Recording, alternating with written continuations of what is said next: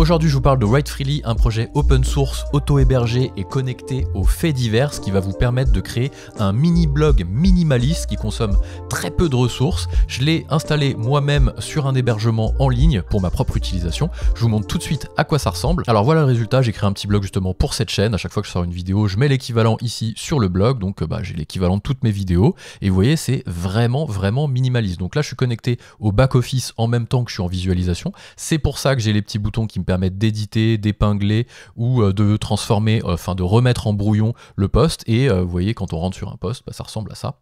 C'est tout simple. Il y a quand même du Markdown, donc si vous voulez éditer avec un petit peu de mise en forme, vous avez le protocole Markdown. Je ne sais pas si c'est vraiment un protocole, mais en tout cas, vous avez le mode d'écriture Markdown qui vous permet de mettre des titres H1, H2 et d'écrire quelque chose de super simple. Il y a quelques fonctionnalités quand même.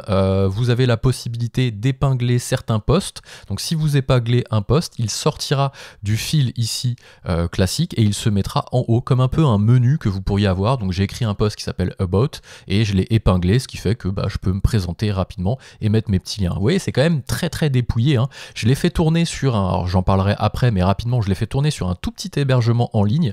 Moi j'utilise Infomaniac, hein. Qu'on soit clair, utilisez ce que vous voulez. Alors, moi je parle d'Infomaniac parce que c'est ce que j'utilise pour l'hébergement en ligne, en plus de mon Home Lab. Je voulais pas le faire tourner sur mon superviseur Proxmox avec un LXC parce que j'ai pas envie du tout d'exposer mes services vers l'extérieur, hein. Rien n'est exposé vers l'extérieur, ce qui me permet pour le moment de garder une sécurité et de m'enlever une couche de complexité. Mais bon, on n'est pas là pour parler du Home Lab, hein. Il y a les vidéos sur le Home Lab sur la chaîne, là on est plutôt sur la découverte de projets. En tout cas, moi je l'ai fait tourner là-dessus, mais je reviendrai un petit peu en détail, hein. Donc 2 CPU, 2 Go de RAM, 40 Go d'espace disque, ça ne prend absolument aucune ressource. Donc, pour le moment, j'ai pas beaucoup de visites, donc s'il y a de la charge dessus, il faudrait que je regarde un petit peu comment ça tourne, donc il faut le superviser un petit peu pour voir s'il n'y a pas trop de charge. De toute façon, moi j'avais NetData sur ce VPS, donc s'il y a un problème, il me dira assez rapidement ce qui se passe.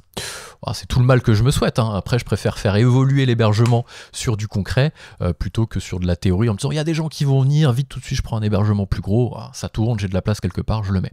Bref, voilà à quoi ça ressemble. Vous avez quelques personnalisations qui sont possibles au niveau ici Customize lorsque vous êtes dans le menu, hein. Je rappelle, je suis connecté au back-end, au back-office, donc vous pouvez changer le titre, mettre une petite description. Vous avez, et ça c'est hyper important, la possibilité oui, vous l'activez ou non au niveau de l'install que vous faites sur Linux, vous avez la possibilité ou non de le fédérer, donc de le rendre compatible aux faits divers. Donc là, ici, moi, je vais vous ouvrir ça dans un lecteur. Alors moi, j'utilise IceCube. Ici, hop, je vais aller chercher mon URL. Vous voyez ici, Fausse Guide. Ici, hop, si je clique dessus, à chaque fois que vous publiez donc un nouveau post, ça va se publier ici, puisque c'est compatible faits divers avec le protocole ActivityPub, si je ne dis pas de bêtises. Donc voilà, première chose ici, moi je l'ai rendu compatible. Vous pouvez choisir si votre site est référencé, donc visible à tout le monde, privé, il n'y a que vous qui le voyez avec un login ou avec un mot de passe. Vous avez un lien RSS qui se génère, je le disais, il est fédéré avec une URL qui se génère automatiquement avec le nom d'utilisateur que vous avez utilisé. Vous avez un petit display format pour dire est-ce que vous voulez l'afficher, donc c'est de la mise en page, hein. Comment vous voulez l'afficher, en mode nouvelle, en mode notebook. Donc le mode nouvelle, c'est avec les posts les plus anciens d'abord. Le mode notebook, vous cachez la date, enfin les deux vous cachez la date, mais c'est le post le plus récent. Vous pouvez rajouter du CSS et vous pouvez rajouter du HTML ou du Markdown en bas de page pour signer les posts.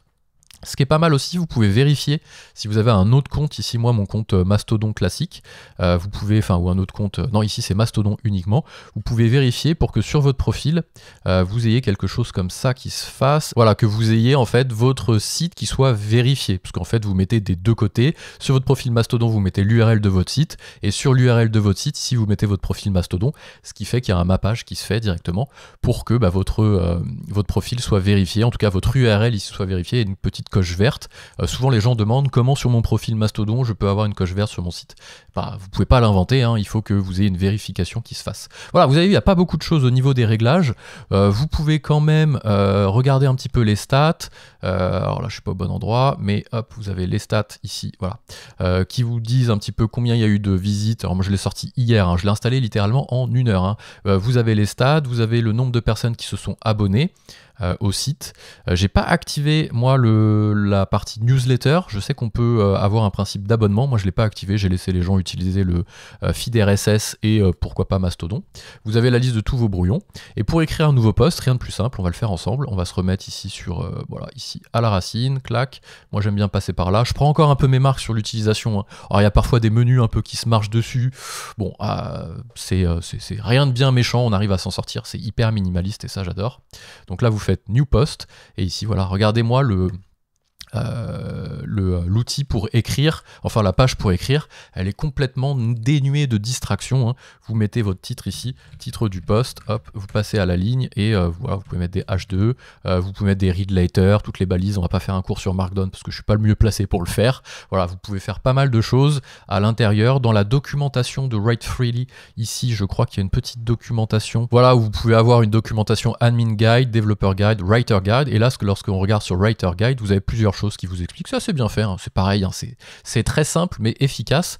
Vous avez la partie, vous pouvez rajouter plusieurs blogs. On regardera un petit peu ce qui existe derrière, on regardera la page du projet, on va regarder la page GitHub, on verra aussi qu'il y a un projet commercial derrière qui s'appelle WriteAs, qui est beaucoup plus connu, write.as, et qui s'appuie sur le projet open source avec de l'hébergement, donc en mode SaaS pour les gens qui n'ont pas envie de se prendre la tête. Moi je l'ai auto-hébergé et vous voyez, vous avez ici des petites explications ici HTML si vous voulez par exemple vous pouvez faire aussi du HTML et du Markdown. Donc là vous voyez, vous pouvez mettre des titres, etc. Ça explique un petit peu tout, toutes les façons d'écrire. Moi j'ai mis ici un iframe YouTube pour embed les vidéos. Non, c'est ici le iframe YouTube, iframe audio, image. Donc voilà un petit peu le résultat.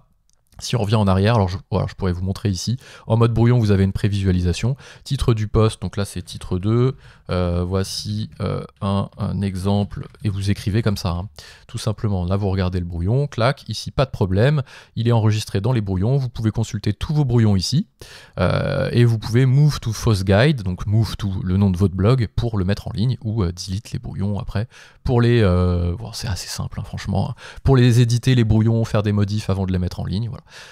Moi je vais les supprimer ici. Donc voilà rapidement un petit peu comment ça tourne. Il n'y a pas d'installation Docker possible, je crois qu'ils sont en train de travailler dessus, donc moi j'ai tout installé sur mon VPS. J'avais déjà des projets Docker que je supervisais un petit peu avec Portainer, donc là je l'ai installé en dur, ça m'a un peu saoulé, j'aurais préféré avoir un Docker pour le cloisonner, mais c'est tellement léger, ça tourne avec une base soit SQLite, soit je sais plus lequel, donc vous pouvez regarder la documentation si ça vous intéresse. Je voulais pas partir sur, j'utilise Ghost aussi pour mon site principal. Je voulais pas partir sur une grosse install Ghost, etc. Je voulais un truc super léger et je suis hyper content, franchement, d'avoir tout ça. J'avais trouvé BearGhost aussi, j'ai hésité, mais c'était pas open source. C'était open source, mais pas self-hostable, donc vous ne pouvez pas l'héberger. Mais j'ai hésité aussi avec ça, avec Bearblog, que j'ai beaucoup aimé aussi. Regardez un petit peu le projet qui était pas mal, exemple de blog, c'est encore plus minimaliste et encore plus tech dans l'organisation, mais on peut pas le self-hoster, il aurait fallu prendre un Hugo avec un thème comme ça, enfin bon bref, c'était un peu galère, donc en tout cas moi j'ai pris cette décision là parce que je voulais vraiment open source et self-hostable. Le projet il est là, il s'appelle Write Freely, si vous voulez le voir je mettrai les liens en description bien entendu, voilà ça vous explique un petit peu tout ça. Il y a le projet qui est sur Git aussi, hein, vous pouvez regarder toutes les si vous voulez aller mettre le nez dedans, hein. Et vous avez une déclinaison commerciale, WriteAs, qui n'est rien d'autre que la même société qui détient le projet open source, qui s'appuie sur le projet open source pour faire ni plus ni moins qu'un mode hébergé. Donc vous avez ici, si vous voulez pas vous prendre la tête à l'auto-hébergé, mais que ça vous intéresse quand même de savoir que c'est un projet open source derrière, donc c'est exactement la même chose que ce que je vous ai montré ici en termes d'utilisation, sauf que vous ne vous prenez pas la tête à l'installer vous-même. Ici, vous l'avez ici en version free, vous auriez pu l'utiliser en version free, voilà, avec 3-15 posts par jour quand même maximum, ce qui est pas mal, et vous voyez, vous pouvez aller comparer. En version pro à 6$, vous pouvez même faire du multi-blog, et vous avez même un principe, je crois, si je dis pas de bêtises, comment dire, communauté, vous pouvez créer en fait une communauté, donc un petit peu comme si vous faisiez tourner un serveur par exemple Peertube ou un serveur Mastodon pour que les gens puissent venir créer des comptes sur votre instance. Voilà, c'est le mode instance que je cherchais. Je sais pas si on va retrouver facilement le lien ici. Fais voir instance. Non, ou alors il faudrait que je tape instance write freely. Voir si je trouve. Vous pouvez aussi, voilà, instance join a community.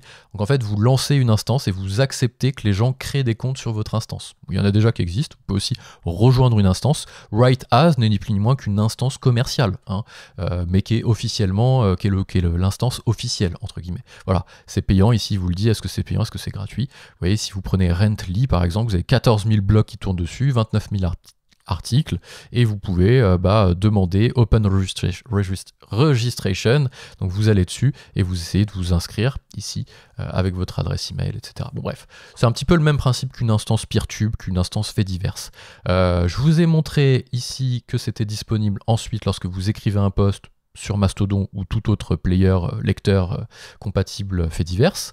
Le projet Git, je vous l'ai montré, la déclinaison commerciale ici. Moi je l'installe, je le disais, sur un petit VPS Infomaniac. Je mettrai le lien en description aussi si ça vous intéresse. Encore une fois, utilisez l'hébergement que vous voulez. Hein. Si vous êtes sur Hetzner ou sur Hostinger ou sur que sais-je, OVH, ça tourne partout hein, de toute façon. Hein. C'est une install, voilà, c'est pas une installation packagée, c'est une installation classique. Voilà ce que je pouvais vous dire sur ce projet-là. N'hésitez pas, si ça vous intéresse, et d'avoir les articles à chaque fois qu'il y a une vidéo sort, à vous inscrire du coup au blog. Donc soit à mettre le flux RSS, soit à me suivre sur Mastodon. Et comme ça vous permettra d'avoir, dès qu'il y a un nouvel article sur le projet HomeLab, si c'est le projet HomeLab qui vous intéresse, ou les projets open source, d'avoir une petite notif. YouTube, ça marche bien aussi. N'hésitez pas à suivre la chaîne, je parle d'open source, HomeLab, Home Server, décentralisation, vie privée sur Internet, confidentialité. Et puis moi je vous dis à très vite.